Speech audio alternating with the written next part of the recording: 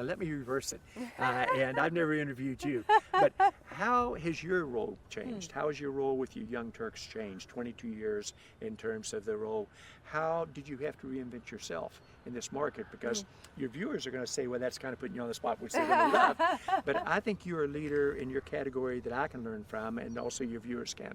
So how has your role had to change? Well, let me start by talking about Young Turks and what I've seen change over the last 22 years. I think less cookie cutter templates, much more depth and much more breadth, much more global in their ambition and aspiration. I think it's been a world of a change there, where people are actually talking about wanting to not just build in India, but build in India for the world, and are now also looking at maybe moving out of India if that serves their purpose better. So I think just the audacity of ambition is something that I've seen change dramatically over the past 2 decades.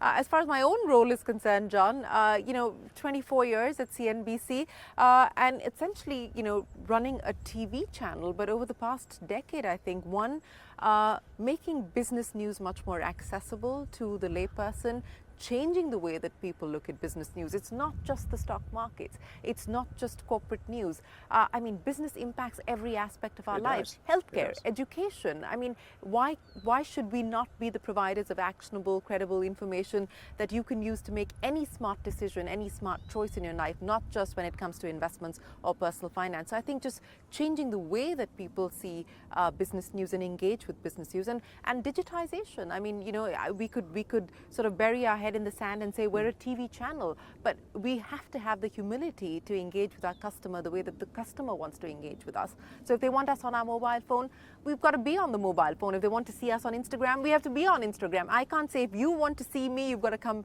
to CNBC-TV18 and watch me on the box. So I think that's really been part of the reinvention, is to have the humility to chase the customer and not expect the customer to come to us, and repurpose and reinvent and reimagine the way that we tell stories, the kinds of stories we tell, who we tell stories about. I think it's been an exciting experience. It's been a lot of unlearning. The 60-minute formats have gone. You're now doing 30-second reels and 15-second videos. So I think it's been a lot of unlearning and a lot of learning as well.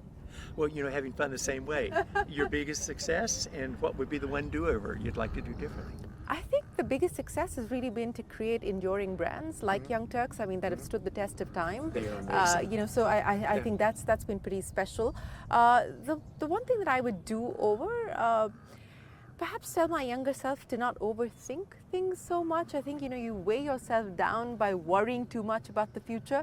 And I think just learning to live in the moment and enjoying the present and the moment is something that I've learned to do now, but I think it comes with experience, and it comes with age, and it comes with having been around the block. So I think and making mistakes, and learning from them. So yeah, that's the one part that I would do over.